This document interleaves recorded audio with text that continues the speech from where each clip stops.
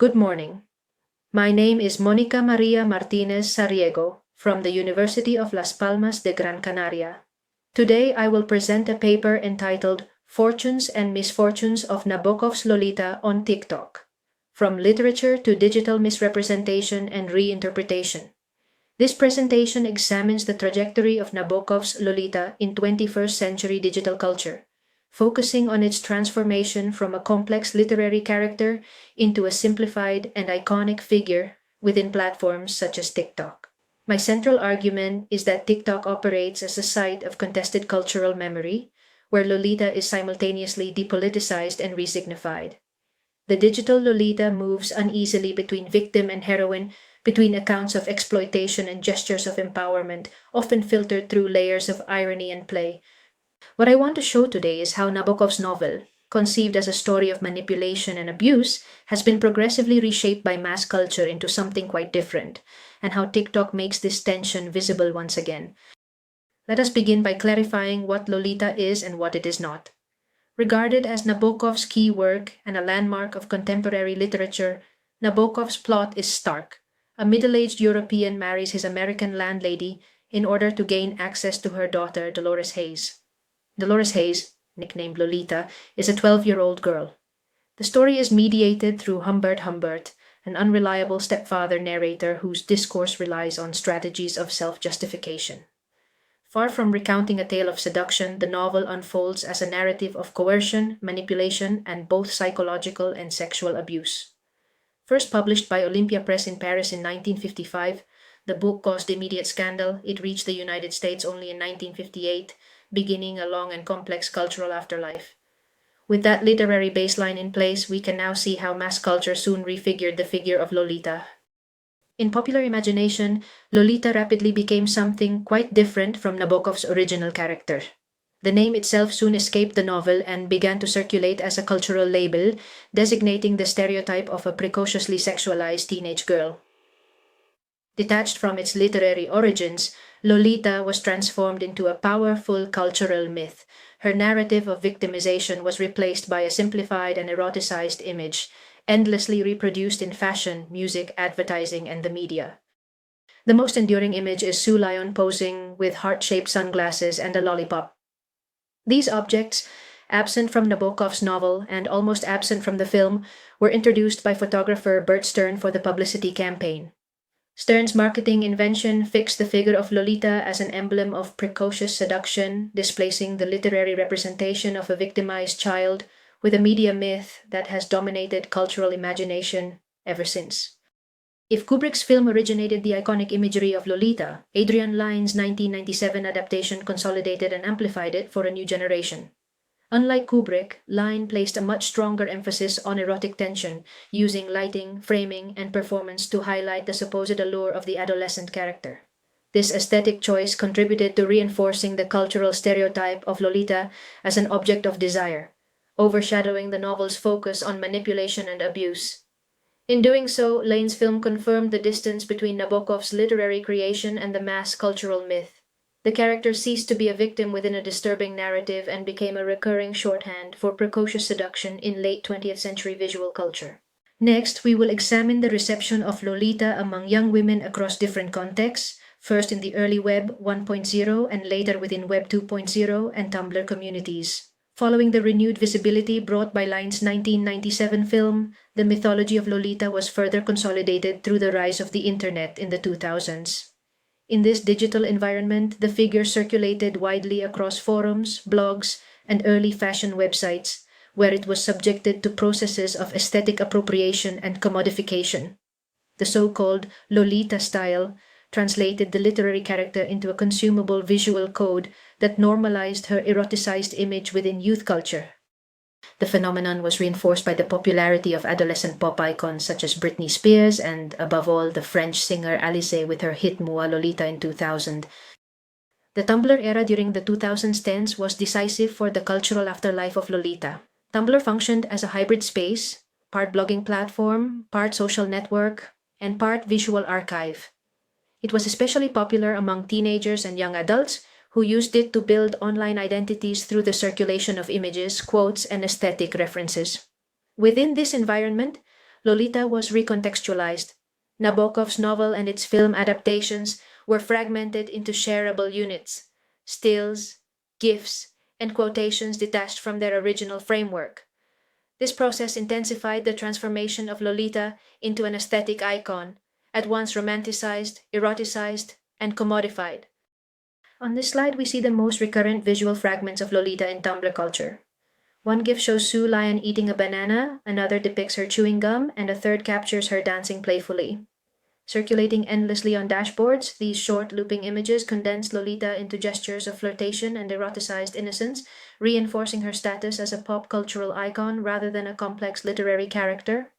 Alongside these visuals, Nabokov's famous opening line, "Lolita, light of my life, fire of my loins," circulated widely as a romantic caption.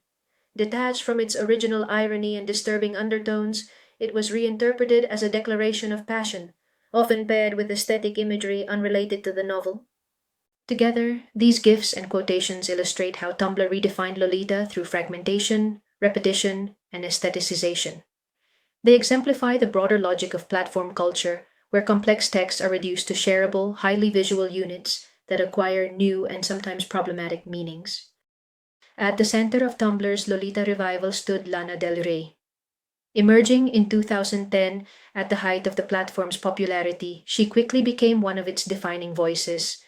Her songs included direct references to Nabokov's novel, such as the line, "Light of my life, fire of my loins" in Off to the Races, or her track Lolita in 2012. Her music, lyrics, and visual style combined retro Americana with themes of fragility, hyperfemininity, and dangerous romance. Her songs often dwelled on toxic relationships, loss of innocence, and violence, themes that resonated strongly with the Lolita myth. Del Rey also introduced the language of sugar daddy relationships into mainstream pop culture. Screenshots of her singing "You Can Be My Full-Time Daddy" circulated widely on Tumblr, accompanied by hashtags such as Nymphet and Sugar Daddy. Through these images and lyrics, Tumblr constructed a hybrid figure in which Lolita, Lana Del Rey, and sugar culture collapsed into one. By merging Nabokov's novel, Kubrick's imagery, and contemporary pop, Del Rey became a cultural bridge.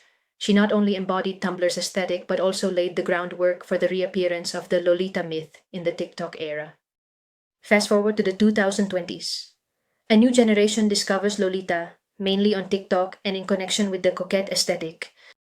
The new generation, in fact, encounters Lolita not through Nabokov's novel or Kubrick's film, but primarily through TikTok. On this platform, Lolita becomes part of the so-called coquette aesthetic, a highly visual style defined by pastel tones, bows, pearls, lace, vintage Americana, cherries, and heart-shaped sunglasses. Bedrooms decorated with framed pictures of Lana Del Rey or with copies of Nabokov's Lolita often appear as backdrops. Yet the book functions less as literature to be read than as a symbolic accessory. It functions as a decorative object within a carefully curated aesthetic. My qualitative analysis of TikTok videos tagged Lolita and related hashtags reveals three main clusters of content. First, the romanticization and aestheticization of the coquette aesthetic, which itself divides into two modalities. The soft or pastel coquette presents Lolita as girlish innocence and stylized fragility, with bows, pearls, lace, pastel tones, and princess-like imagery. The dark or cherry coquette shifts toward adult sophistication and dark feminine energy marked by red lipstick, cherries, alcohol, cigarettes, perfumes, and femme fatale elegance. Second, counter-appropriations, especially by Black and plus-size creators who adopt the same coquette codes but resignify them to resist the dominance of whiteness and thinness, and to construct alternative spaces of visibility and empowerment. Across all categories, intertextual references to Nabokov, Kubrick, and above all Lana Del Rey are constantly recycled, but they function less as separate categories than as a shared cultural layer. We shall now consider each of them. The first and most visible cluster is what we may call soft or pastel coquette. Here, Lolita is reimagined through girlish innocence and stylized fragility. Videos feature pastel tones, bows, pearls, lace. Nabokov's novel often appears in the background, not as a text to be read, but as a decorative prop within a carefully curated aesthetic. TikTok's algorithm, which favors repetition and imitation, codifies these objects into recognizable signs of the coquette Lolita. This imagery strongly echoes Tumblr's sad girl aesthetic of the 2010s, and once again, Lana Del Rey is central. Her music and visual codes, melancholic Americana, dreamy femininity, often provide the soundtrack and mood for these videos. The result is a form of aestheticization where Lolita circulates less as Nabokov's character and more as a consumable lifestyle, framed through a romanticized softness associated with youth. Alongside the pastel version, we find a darker register often labeled dark coquette or cherry coquette. This mode shifts from girlish innocence to a more mature and sophisticated femininity. Its visual codes include red lipstick, cherry motifs, alcohol and cigarettes, stiletto heels, and luxury perfumes, all markers of dark feminine energy and femme fatale aesthetics. In this cluster, elements of sugar culture surface. Age gap relationships are suggested less through parody than through a glamorized vocabulary of sophistication and danger. TikToks often stage this aesthetic with Lana Del Rey's music in the background, songs such as Off to the Races or Cola, which explicitly reference sugar daddies and blur the line between vulnerability and power. Thus, the dark coquette Lolita merges Nabokov's character with femme fatale imagery and Del Rey's pop iconography, producing a hybrid figure that TikTok both romanticizes and commodifies. Not all TikTok content reproduces the coquette aesthetic uncritically. A visible strand of videos consists of counter-appropriations, where creators deliberately reclaim these visual codes in order to contest dominant norms of beauty and desire.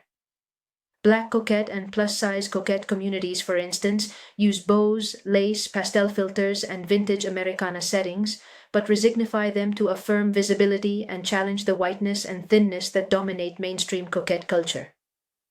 In these videos, the same Lana Del Rey soundtracks often appear, yet detached from their sugar daddy connotations and reoriented toward self-expression and empowerment.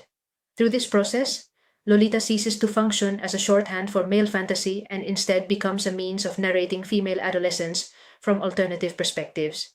Counter-appropriations thus transform TikTok into a space of critique, showing how even highly commodified aesthetics can be reworked to produce new meanings. Having outlined the main typologies of Lolita content on TikTok, we can now turn to the critical ambiguities they reveal, particularly the tension between aesthetic play, parody, and the reproduction of harmful stereotypes. On TikTok, coquette Lolita culture is not only celebrated but also problematized from within the platform. A significant number of users articulate strong critiques of the aesthetic. The first example here highlights a catalog of accusations frequently leveled against the coquette trend, that it is pro-Ana, racist, toxically misandrist, narcissistic, or that it romanticizes pedophilia. The tone is satirical, but it reveals a perception of coquette culture as judgmental, exclusionary, and potentially harmful. The second video offers another line of critiques, the rejection of labels such as coquette, nymphette, or Lolita altogether. Here, the argument is that these terms overcomplicate what is essentially a matter of hyper-feminine styling, bows, lace, makeup, and that adopting Nabokov's character as a cultural label is misleading and problematic. These critiques show that the coquette aesthetic is far from uncontested, and that its symbolic association with Lolita is perceived as troubling by many users. At the same time, TikTok also hosts responses that seek to defend and reframe the coquette aesthetic. For these creators, the problem is not coquette itself, but a minority of users who distort it.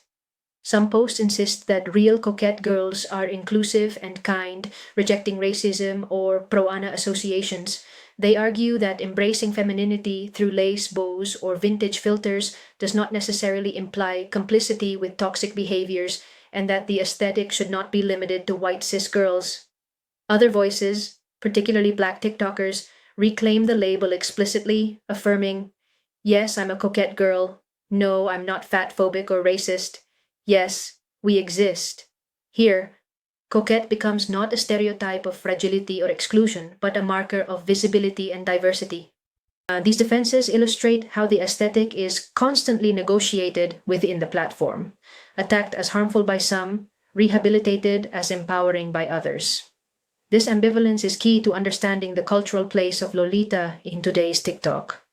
These internal disputes on TikTok reveal how unstable the figure of Lolita remains in contemporary culture.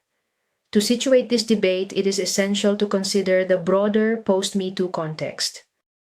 In the wake of Me Too, critical discourse on Lolita has increasingly insisted on recentering Dolores Hayes as a victim rather than Humbert's fantasy. This approach foregrounds the novel not as a story of seduction, but as a narrative of abuse and manipulation. As early as 1995, Elizabeth Patno framed this interpretive tension in the formula Lolita misrepresented, Lolita reclaimed.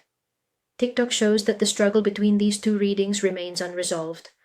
On one side, Lolita circulates as a consumable aesthetic, whether through pastel innocence or dark glamour, detached from Nabokov's critique. On the other, new voices reclaim Dolores Hayes, reminding audiences of the violence and asymmetry at the core of the text. Post-Me Too receptions thus underline the cultural instability of Lolita, a figure simultaneously mythologized and reclaimed, still contested in the digital sphere. In conclusion, the cultural trajectory of Lolita illustrates the instability of literary meaning once a text enters mass culture. Nabokov's 1955 novel, conceived as a narrative of abuse filtered through Humbert's manipulative voice, was rapidly displaced by visual and media myths. Kubrick's film and its publicity fixed Lolita as an icon of precocious seduction, a representation later amplified on Tumblr through Lana Del Rey and sugar culture, and reconfigured again on TikTok under the coquette aesthetic. On TikTok, Lolita functions less as a literary character than as a flexible aesthetic code, divided between pastel innocence, dark glamour, and counter-appropriations that challenge beauty hierarchies. These appropriations reveal both the creative agency of young users and the risks of algorithmic amplification, which tends to reproduce stereotypes and detach symbols from their critical context. The Me Too era has reactivated the call to recenter Dolores Hayes as victim rather than fantasy. Yet TikTok demonstrates that the battle between misrepresentation and reclamation is still ongoing. Lolita remains a contested figure, at once commodified, aestheticized, and critically reclaimed, emblematic of the tensions that define cultural production in the digital age. I will conclude here, trusting that these reflections may contribute to the ongoing discussion. Thank you very much for your attention.